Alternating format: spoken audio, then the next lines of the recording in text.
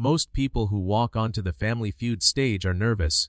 You can see it in the way they hold their shoulders, the way their smiles arrive a fraction of a second too quickly. Standing under those lights, in front of 200 strangers and a national television audience, has a way of making even the most confident people want to hold onto something solid. But Anthony Briggs walked out like a man who had never been nervous a day in his life. He was broad-shouldered, loud before the cameras were rolling, and carrying the particular confidence of someone who has always been the funniest person in whatever room he entered. He worked the audience during warm-up. He had a comeback ready for everything Steve Harvey threw at him. He was, by every visible measure, exactly the kind of contestant the show loves. His wife, Patricia, stood beside him. She was quieter, warm, the kind of woman who smiles at her husband's jokes even when she has heard them many times, because she is at her core a generous person. She had been smiling since they walked out, and then Steve asked the question that ended the performance. It was a simple question about marriage, the kind Family Feud asks every week. And Anthony Briggs, riding the energy of a crowd that had been laughing with him for 10 minutes, leaned into the microphone and said the thing that made every person in that studio go silent. "If I'm being honest, Steve, I'd leave her today if I could." He said it with a grin. He said it like a punchline. He said it like a man who has said things like it before and gotten away with it every time.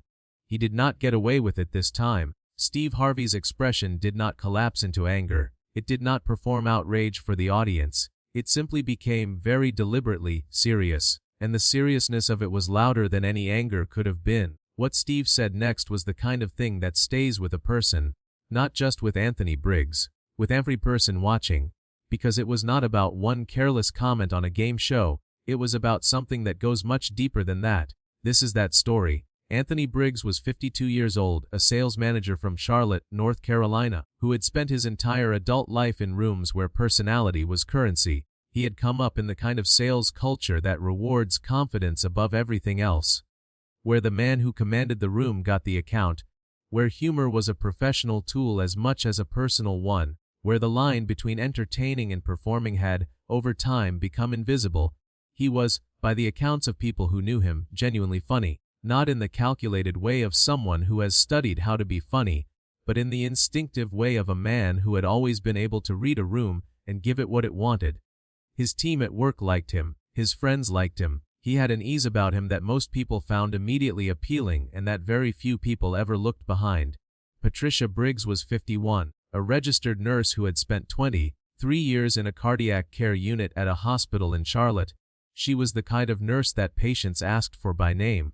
Not because she was the most technically skilled, though she was skilled, but because she had the quality that the best nurses share, the ability to be complete with a frightened person without making the fear larger. She was calm in emergencies. She was honest without being harsh. She knew how to tell someone a hard thing in a way that left them with their dignity. She and Anthony had been married for 24 years. They had 2 daughters, both now in their 20s, and a household that functioned smoothly because Patricia ran it smoothly, because she was the person who remembered appointments and handled the complicated conversations and maintained the infrastructure of a shared life with the same quiet competence she brought to her work. Anthony appreciated this in the abstract way of people who benefit from something without fully registering what it costs the person providing it. The marriage was not unhappy. That was the important and complicated truth of it. It was not a marriage in crisis, not a marriage Anne from the outside would have described as troubled. It was a marriage in which one person had gradually, without ever making a conscious decision about it, gotten into the habit of treating the other as an audience. The jokes about Patricia had begun the way they always begin in long marriages. Small, situational, more affectionate than pointed. A comment at a dinner party that got a laugh. An exaggerated story about a minor domestic disagreement that Anthony told better than it actually happened.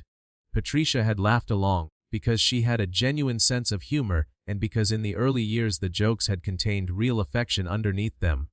Over time, the affection had become harder to find. The jokes had grown a sharper edge, still deniable, still wrapped in the language of banter, but carrying something that Patricia could feel even when she could not precisely name it. The implication, repeated in 100 small variations over 2 decades, that she was a limitation, that Anthony's life would be larger without her in it, that he was, in some fundamental way, more than what he had settled for. She had said something about it twice. Both times Anthony had told her she was too sensitive, that it was just a joke, that she knew he didn't mean it.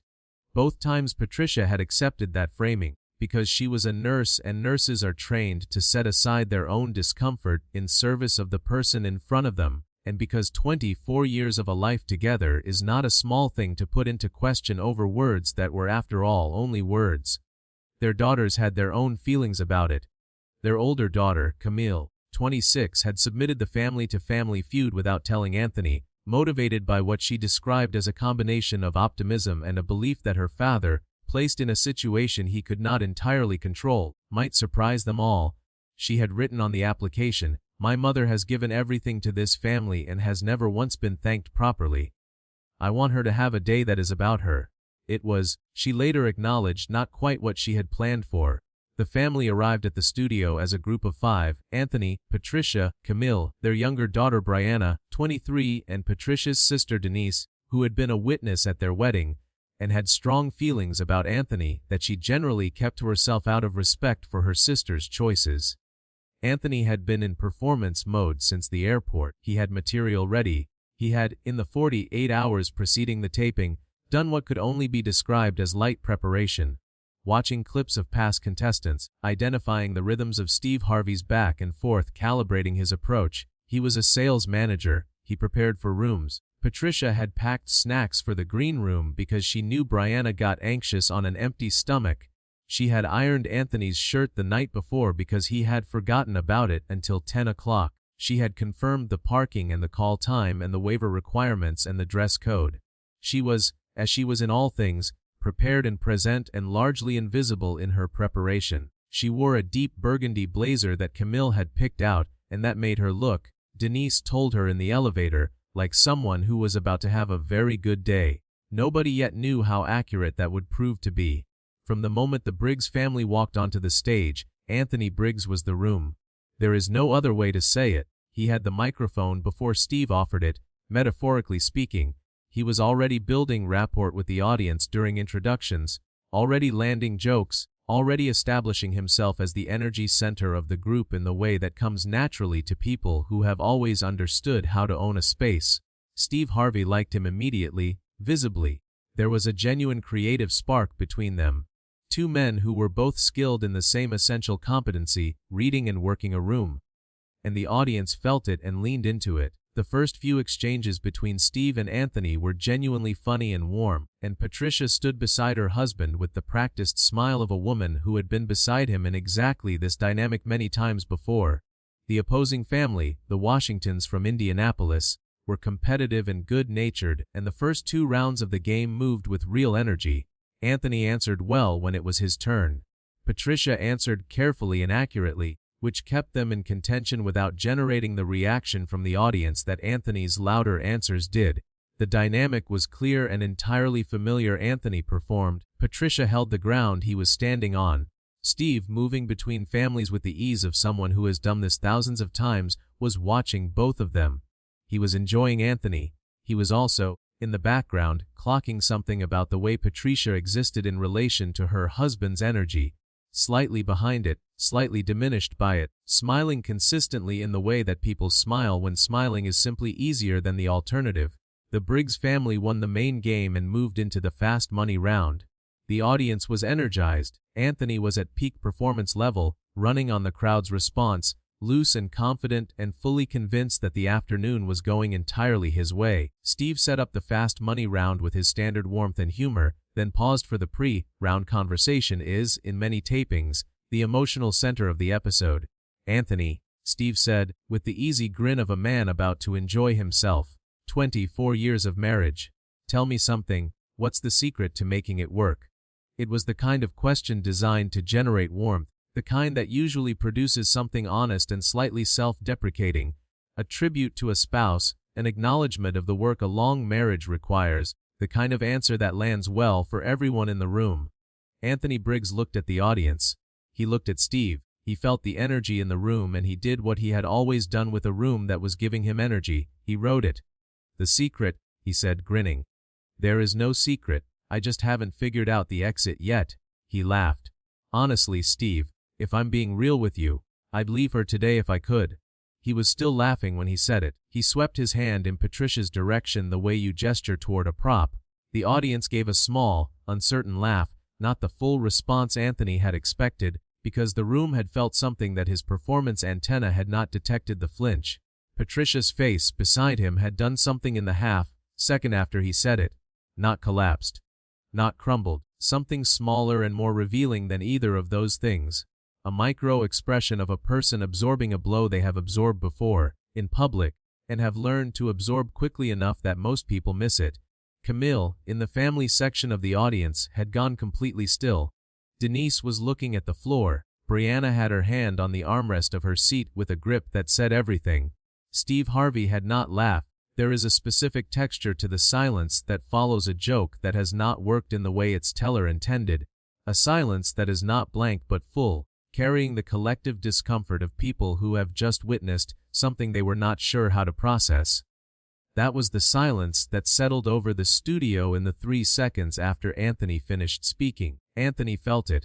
You could see him feel it. A slight adjustment in the shoulders, a recalibration of the grin, the first flicker of uncertainty from a man who had been entirely certain all afternoon. Steve Harvey set the microphone down on the podium, slowly, with the deliberateness of someone who is making a decision rather than performing one.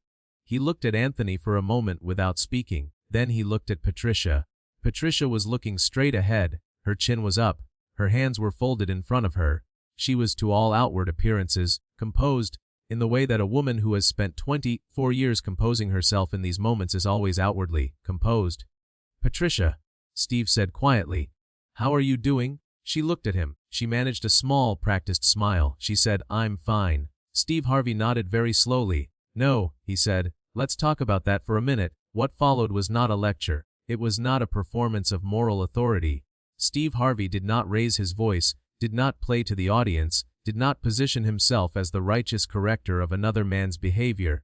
What he did was more effective than any of those things. He simply refused to move forward until the truth of what had just happened had been acknowledged. He turned to Anthony with an expression that was direct and entirely calm. "I'm going to stop you there," he said. "Not because you're a bad person. I don't think you are, but because I've been standing here for 20 minutes watching this woman beside you, and I've been watching how she carries herself in relation to you, and what I just heard is not the first time that joke has been told. I can see it in her face, and I'm not going to keep going like it didn't happen." Anthony opened his mouth. "I'm not done," Steve said, still calm, still direct. 24 years. This woman has been beside you for 24 years. She ironed the shirt you're wearing, I would guess. He glanced at Patricia, who gave the smallest, involuntary nod. "Correct. She raised your daughters. She held the family together in every way that families require holding together, and you just gestured at her like she was a burden you haven't found the door out of yet." The studio was absolutely silent. "Now here's what I know about jokes like that," Steve continued. "They don't come from nowhere. A man who genuinely loves and values his wife doesn't reach for that joke, not at her expense. Not in public. Not in a way that gets a laugh by making her the thing that's in his way." He paused. "So I'm going to ask you something, and I need a real answer. Not a sales pitch. Not a punchline. A real answer." He looked directly at Anthony. "What has Patricia given you that you could not have built alone?" The question landed in the room like an anchor. Specific, unavoidable, requiring not performance but honesty. Anthony Briggs was quiet for the first time all afternoon. The silence that Anthony sat in was not the comfortable silence of a man who is thinking. It was the uncomfortable silence of a man who has been asked a question that exposes the gap between the person he performs and the person he actually is, and who is in real time confronting that gap in front of 200 people. Steve Harvey did not fill it.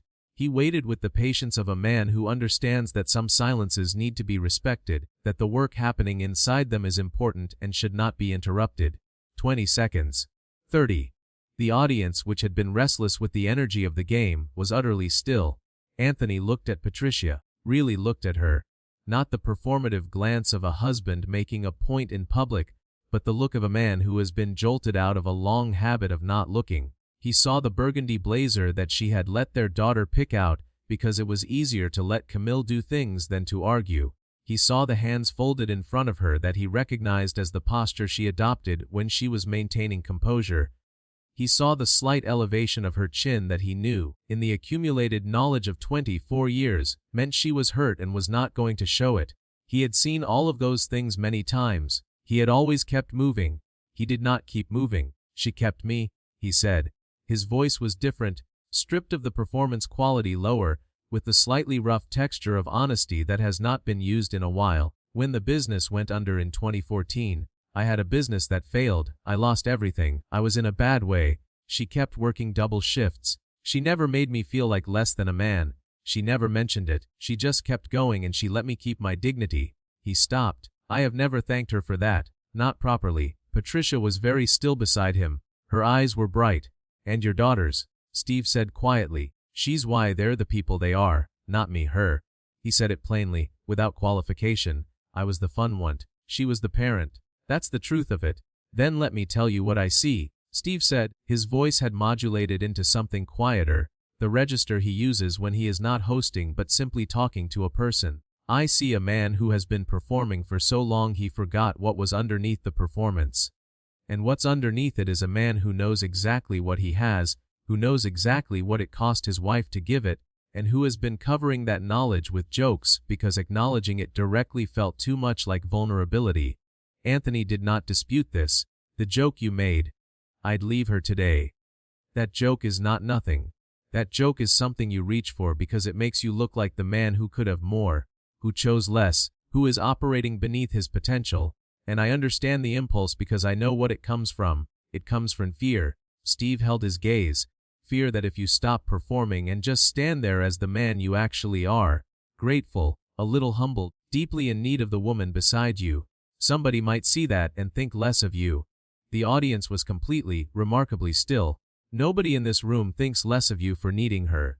Steve said, we think less of you for pretending you don't. There is a difference. He paused. Turn around and talk to your wife. Anthony Briggs turned to his wife.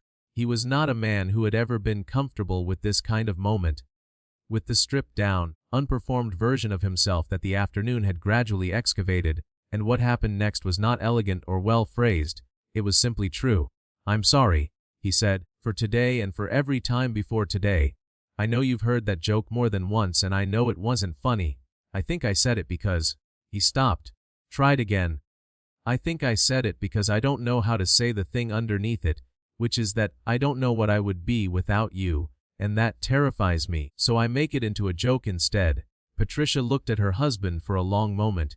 Her expression was doing several things at once, processing the apology, measuring its sincerity against 24 years of context, feeling something that was complicated and real and not reducible to a simple emotional category. Then she said, I know, Tony. I've always known. I just needed you to say it. She took his hand. Not dramatically. Simply, the way people take the hand of someone they have been married to for 24 years and have not stopped loving despite everything. He held on. Camille, in the audience, let out a breath she appeared to have been holding for the better part of 10 minutes. Brianna was crying openly.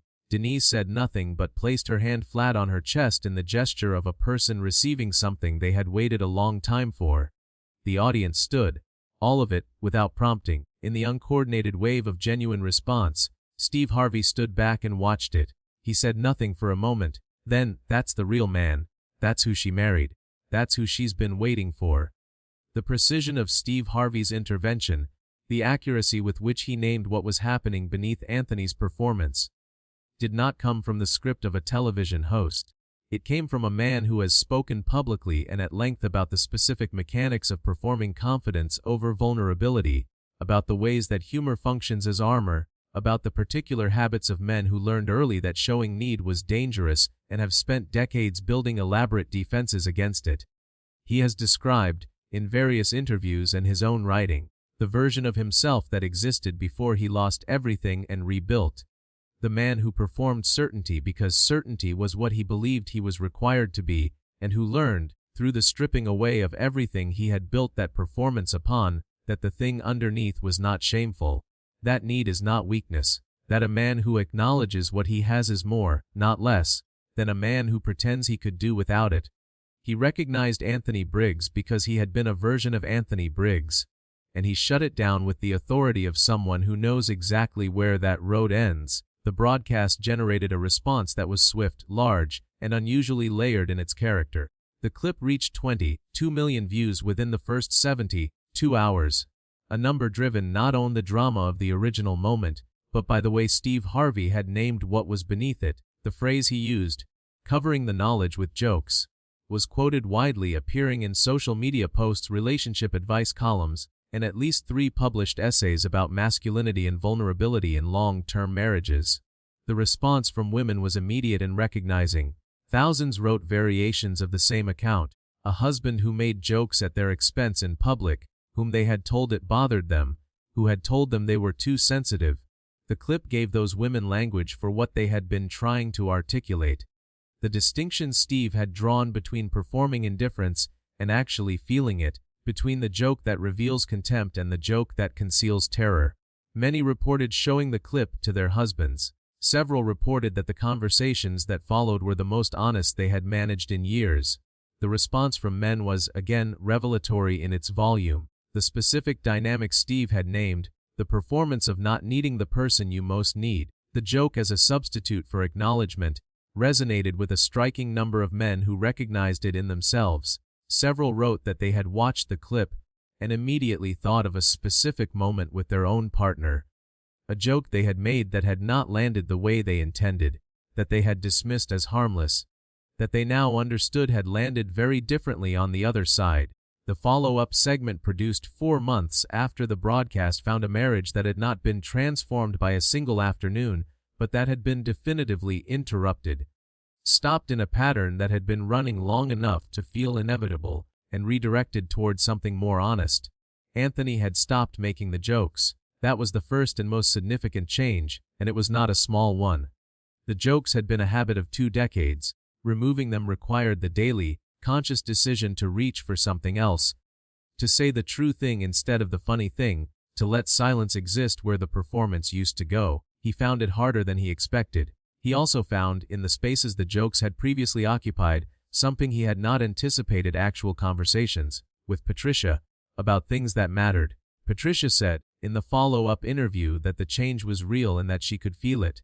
"He talks to me differently," she said. "Not always, not every day, but enough that I know something shifted. He asks what I think. He says thank you for things he used to walk past. Those are small things." "They are not small things." Anthony was more direct, in the way that a man who has been forced into honesty on national television sometimes becomes more comfortable with honesty in general. "I spent 24 years being the funniest person in the room," he said. "What I didn't know was that the room I most needed to be serious in was my own house. Steve Harvey made me see that. I don't have to perform for Patricia. She already knows who I am." It turns out that's a relief. For Anthony and Patricia's daughters, the broadcast carried the weight of children who have watched a family dynamic their entire lives and have developed their own complicated relationship with it. Both of them had grown up with a father whose humor was the weather of the household, sometimes warm and genuinely funny, sometimes a pressure system that everyone navigated around. Camille said, "I submitted us because I wanted my mother to have a moment. I didn't know it would also give my father one. But watching him sit in that silence, watching him actually think about what she had given him and not be able to perform his way out of the answer, that was the first time I'd seen him fully present in a way that wasn't about the effect he was having on the room. It was just him, and I understood for the first time why my mother married him. Because there's a real person in there. He just doesn't let you see him very often." Brianna said simply, "I want to marry someone who would say what my dad said at the end. Not the joke, the apology, the thing about not knowing what he'd be without her. I want someone who knows that about me and says it. I didn't know that was what I wanted until I saw it." The response to the Briggs clip added a significant new dimension to the ongoing conversation about humor as a relational dynamic, specifically, the use of dismissive jokes about a spouse as a form of public performance that reveals something about the internal architecture of the relationship. Relationship researchers who referenced the clip in their public writing noted that the specific type of humor Anthony had deployed, the "I'd leave if I could" construction, the gesture toward a spouse as a limitation, is recognizable across demographics and has a documented effect on the partner who is its subject. It is not experienced as affectionate teasing, regardless of how it is intended. It is experienced as a public declaration of the relationship's rank in the speaker's value system. Over time, the repetition of that experience erodes something in the person who absorbs it. Not dramatically, but steadily, in the way that small water damage works on a structure that appears sound. Steve Harvey had, in 4 minutes of unscripted television, provided a clearer articulation of this dynamic than many formal treatments of the subject manage. Several professionals noted that the particular insight, that the joke is not the expression of real feeling but the concealment of its opposite, was the most clinically accurate element of his response, and one that their own clients frequently needed to hear before real work could begin. 6 months after the episode aired, Anthony Briggs wrote a post on a private social media account that was shared by family members and reached the Family Feud production office. With his permission, excerpts were shared publicly. He wrote, "I have been the funny one my whole life. I learned that being the funny one kept people from looking too closely. If you make them laugh, they don't ask questions. If you keep moving, nobody sees that you're afraid. I was afraid for 24 years that Patricia would figure out that I needed her more than she needed me. So I made the joke that said I could leave, over and over, as if saying it enough times would make it feel less true that I couldn't." He continued, "Steve Harvey saw through it in about 10 minutes. Which tells you that it was always visible to anyone who actually looked. The people who loved me just didn't say anything because they were being kind. The person I should have been honest with was Patricia. I'm working on that. It's harder than being funny. It's also better." Patricia Briggs gave one interview after the broadcast to a podcast focused on long-term relationships. She was characteristically measured and specific. "The joke hurt every time," she said, "not catastrophically. It wasn't one big wound. It was a small wound, repeated. And the thing about small wounds is that you learn to manage them so well that eventually you stop registering them consciously. You just carry them. You reorganize yourself around them. You become a person who doesn't fully extend because you've learned that extending in a certain direction costs you something." She paused. "What Steve Harvey gave me was the experience of someone with authority seeing the wound and naming it. Not asking me if it hurt. Telling Anthony it caused harm. Those are different things. One asked me to advocate for myself in a space where I'd already been diminished. The other removes the diminishment from the outside, which leaves me standing somewhere different." Another pause. "I've been standing somewhere different ever since." Anthony Briggs walked onto that stage as a performer. He walked off as a person, which is a harder thing to be and a more valuable one. Patricia Briggs walked on having absorbed the joke, again in public, in the practiced way of a woman who has reorganized herself around a wound she stopped naming. She walked off with 200 strangers having witnessed that wound acknowledged, and with her husband's hand in hers, and with the knowledge that the thing he had been saying for years, casually, publicly, as though it cost him nothing, was in fact the cover story for its precise opposite. Steve Harvey shut it down not with outrage but with attention, with the refusal to keep the show moving when something in front of him required stillness, with the specific, unhurried accuracy of a man who has lived inside that particular performance himself and knows exactly what it is concealing. What he said to Anthony Briggs was not a lecture about how to treat a spouse. It was a more personal and more useful thing than that. It was the observation of one man to another. The joke is not indifference. The joke is fear, and the person standing beside you has been paying the price of your fear for 24 years while you got the laugh. That is worth stopping a game show for. That is worth saying out loud, because the man underneath the performance, the one who kept the business failure private, who let Patricia hold the family together without acknowledgement, who knew what he had and was terrified of saying so, that man deserved to exist in the room. Not behind the joke, not behind the performance. In the room, with his wife, as the person she had always, despite everything, been standing beside.